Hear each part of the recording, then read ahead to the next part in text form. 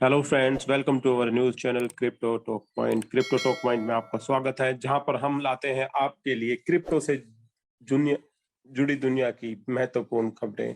हमारी first news आती है यूएई से। जी हाँ, यूएई की मिनिस्ट्री ऑफ इकोनॉमी ने एक अपना नया हेडक्वार्टर ओपन किया है मेटावर्स में, जो कि उनका तीसरा हेडक्वार्टर है।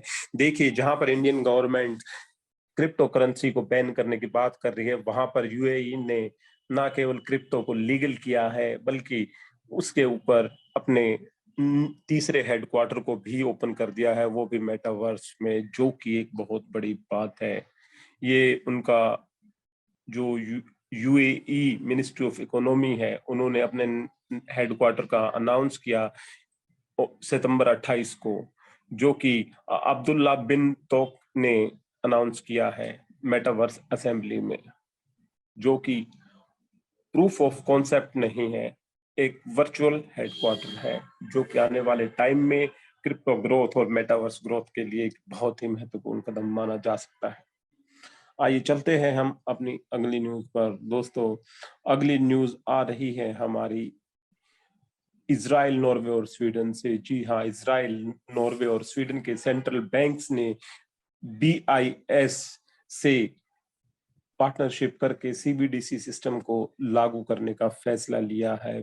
बीआईएस यानी कि बैंक ऑफ इंटरनेशनल सेटलमेंट ने रिपोर्ट किया कि central bank of Israel, central bank of Norway and Sweden के बैंक ने भी इंटरनेशनल रिटेल और रेमिटेंस पेमेंट्स के यूज करने के लिए सीबीडीसी यानी कि सेंट्रल बैंक डिजिटल करेंसी को अडोप्ट कर लिया है। ये 28 सितंबर को उन्होंने अनाउंस किया था, और ये first quarter of next year में ये लागू हो जाएगा सिस्टम, जो कि एक बहुत ही बड़ी बात है। इनकी डिजिटल करेंसीज के लेन देन में इससे बहुत आसानी होगी और एक शीघ्रता भी आएगी। आइए चलते हैं हम अपनी अगली न्यूज पर। दोस्तों, जहां पर क्रिप्टो करेंसी का प्रचार बहुत तेज हो रहा है और कई सारी कंट्रीज अपनी डिजिटल करेंसी पर बात कर रही हैं, वहां पर फेड के जो चेयरमैन है जेरोम पावेल, उन्होंने कहा है कि वे डिजिटल डॉलर पे काम कर रहे हैं, उसमें उसको आगे आने वाले कुछ सालों में लाया जा सकता है। जहां तक हम बात करें, बहुत सारे कंट्रीज जो अपनी ई करेंसी को लागू कर रही हैं, जबकि यूएस वाले अभी भी थोड़े रिजिड प्रोटोकॉल पे चल रहे हैं।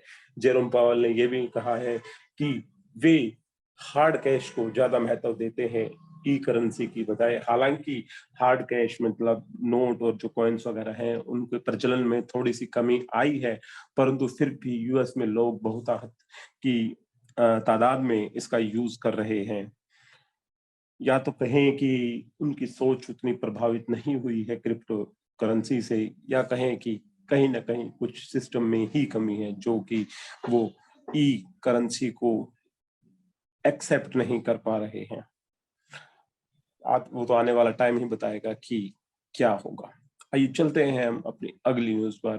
दोस्तों, अगली न्यूज हमारी क्रिप्टो एक्सचेंजेस से है, जो कि क्रिप्टो की स्ट्रॉन्ग रैली चली थी, जिसमें क्रिप्टो की काफी मजबूती आई थी। अब देखना यह है कि ये बुल मार्केट में कन्वर्ट हो पाएगा या नहीं।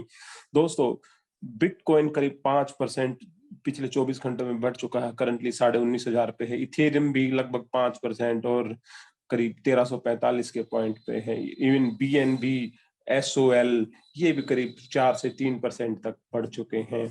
दोस्तों, ये क्रिप्टो रैली इतनी चढ़ाव क्यों आ रहा है? अभी कुछ दिन पहले हमने सुना था कि इंग्लैंड, जो कि यूनाइटेड किंगडम्स हैं, वे क्रिप्टो को अपनाने के लिए बहुत तेजी ला रहे हैं। इंग्लैंड को क्रिप्टो हब बनाने के लिए बहुत प्रयासरत है। उन्होंने जो अपनी इकोनॉमी है, इन्फ्लेशन रेट को रोकने के लिए इंटरेस्ट रेट्स में काफी कटिंग की है और टैक्सेस में भी काफी कटिंग की है। जो टैक्स सर्ज उन्होंने किया है, उसकी वजह से ही क्रिप्टो मार्केट पूरे वर्ल्ड में उसका असर देखा जा रहा है, जो कि एक बहुत ही महत्वपूर्ण कदम है। अगर यूएसपी अपने यहाँ पे इन्फ्लेशन रेट को काबू में कर लेता है, तो एक सोने पे सुहागा होगा और क्रिप्टो की मार्केट में और ज्यादा बढ़ोतरी होगी। हालांकि ऐसा होता हुआ कम दिख रहा है, लेकिन अकेले इंग्लैंड की न्यूज ने पूरे क्रिप्टो मार्केट को एक ग्रीन मार्क पे लाके खड़ा किया है, जो कि बुलिश मार्केट ट्रेंड दिखाई दे रहा है। देखना ये होगा कि आने वाले टाइम में ये बुलिश ट्रेंड बरकरार रहेगा या नहीं, क्योंकि पिछले 2 दिन में बुलिश ट्रेंड बरकरार है। कल और आज में काफी डिफरेंस है और 5 to 7% पूरी मार्केट अप है। दोस्तों, हमारी ये अगली न्यूज है, ये आ रही है टेरा लूना से, जो कि एक साउथ कोरियन क्रिप्टो करेंसी है। टेरा लूना के जो क्लेम्स है, उन्होंने कहा है जो डो क्वान का ये मैटर है, ये हाईली पॉलिटिसाइज्ड है। जी हाँ, ये पॉलिटिकल मैटर बताते हुए उन्होंने कहा कि जो पब्लिक प्रोसिक्यूटर हैं वो प्रेशर में हैं, पब्लिक के प्रेशर में, और पॉलिटिकल प्रेशर की वजह से ही डो क्वान के ऊपर इतने सारे आरोप लगाए गए हैं। और उनके ऊपर जो रेड कॉर्नर नोटिस जारी हुआ है, उसका भी एक यही रीजन है। जैसा कि हम जानते हैं कि जो इस साल मई में क्रिप्टो कोलैप्स हुआ था, उसमें टेरा क्लासिक है, उसके ऊपर काफी सारे आरोप लगाए गए थे कि उन्होंने जानबूझकर अपनी करेंसी को इतना डाउन ट्रेंड किया कि करेंसी लगभग शून्य के बराबर रह गई। उन आरोपों का खंडन करते हुए टेरा क्लासिक ने कहा कि इसमें इनका कोई हाथ नहीं था, डो क्वान निर्दोष हैं और ये मामले को पॉलिटिसाइज किया जा रहा है। और उन्होंने उनके कानून को भी चैलेंज करते हुए कहा कि कोरियन प्रोसिक्यूटर ने अनफेयर और फेलियर के साथ ही ये मिसप्रेजेंट किया है, क्योंकि उनकी कंपनी सिक्योरिटीज में नहीं आती, जो कि कानून का भी उल्लंघन उन्होंने अपने आप को बेकसूर बताते हुए कहा। बाकी कानून की राय कोर्ट फैसला करेगी कि क्या सही है क्या गलत है, हम तो अपने सिर्फ व्यू ही दे सकते हैं। आइए चलते हैं हम अपनी अगली न्यूज पर। दोस्तों, अगली न्यूज है हमारे crypto.com से। एक उभरती हुई कंपनी crypto.com, जिसको भी फ्रेंच में भी रजिस्ट्रेशन उन्होंने करवा लिया है, डिजिटल एसेट सर्विस प्रोवाइडर वे हो गए हैं एएफएम के द्वारा फ्रांस में। फ्रांस के कस्टमर अब उनकी रेंज ऑफ गुड्स और सर्विसेज को एक्सेस कर सकते हैं इस एक्सचेंज पे। ये इन्होंने जो crypto.com है, इन्होंने इंग्लैंड, यूनाइटेड किंगडम, साइप्रस और बहुत सारी कंट्रीज में रजिस्टर करवा लिया है, और ये धीरे धीरे बहुत बड़ी होती जा रही है।